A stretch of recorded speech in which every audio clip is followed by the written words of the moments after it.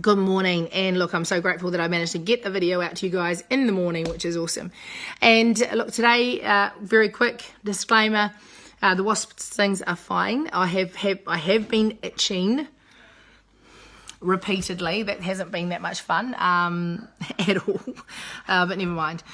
And I did, when I was having a workout, I didn't manage to get to have a workout till about 6:30 last night because I was pretty busy, and I was doing a sprint workout. Thank you, Sprint 19. It was fucking awesome. Anyway, but the whole time I was like, God damn it, that wasp did not creep down my pants again. So there was a moderate amount of tension, and not just in my resistance. Anyway, how am I feeling today? Whew.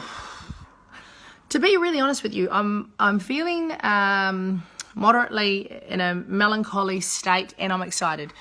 I'm excited because I'm doing a seminar this afternoon for Fine Fit people, which I'm super excited about. It's called Online Connectivity, and it's basically the fitness hack. And essentially what I've done is I've taken what connectivity looks like in the fitness world and asked, how would you hack that? So there's a little bit in that around how to create great relationships and build trust, and what truth actually looks like, and what shared truth is. And of course there is the big piece around authenticity, and how do you bring your authentic self to the camera, to your workouts, and to your people.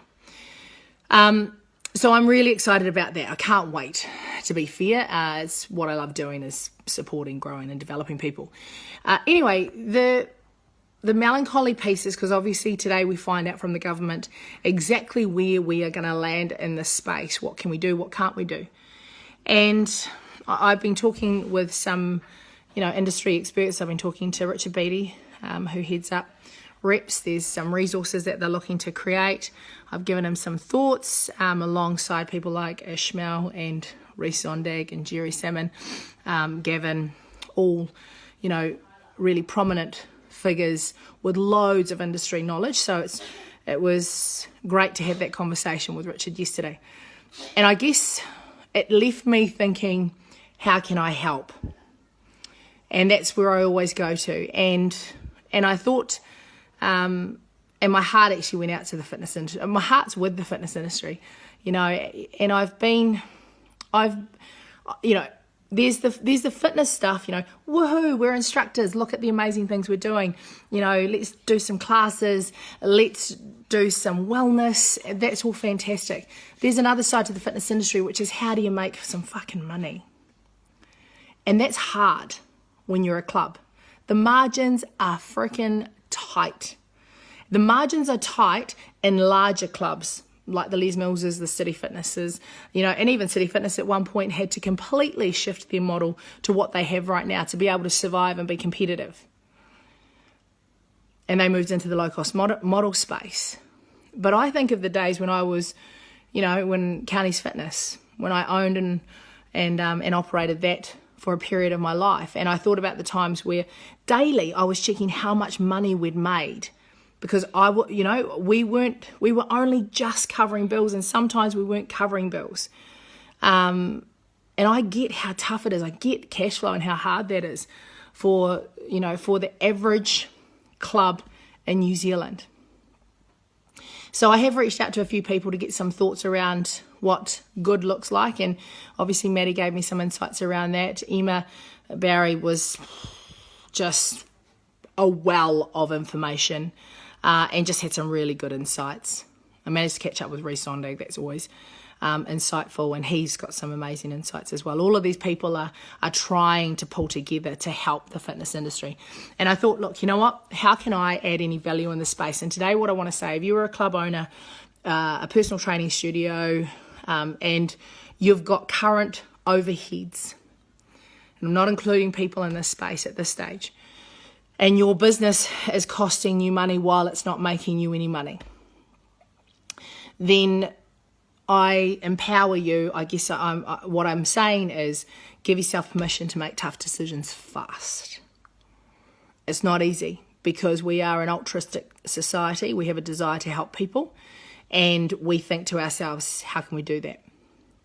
So if you want some help in that space, I've lived in the small to medium business world. It's what I've done. I have literally from the moment I started working in businesses, I've worked in businesses that have struggled with cash flow big time. And so I've learnt some really key strategies in that space to keep businesses alive.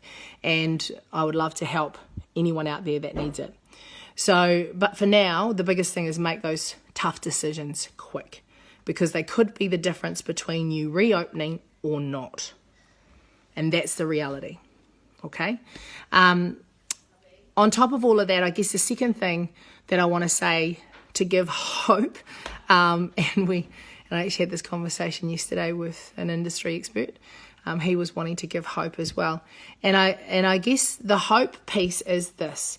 If you can hold on for long enough, if you can do what you need to do with a skeletal cost structure, and I'm going to say it again, skeletal cost structure, do what you need to do to survive. Make the decisions, as hard as they might be, make the decision that you know you need to make to have a skeletal cost structure during these tough times, and you will be around when the industry bounces back. Now, here's what I believe will happen.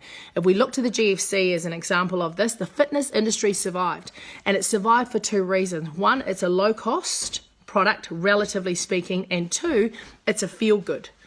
And when money is scarce, and when people have really, really limited disposable income, they want cheap, feel-good items. That's what the fitness industry is. So I have a massive belief that the fitness industry is going to go kapow.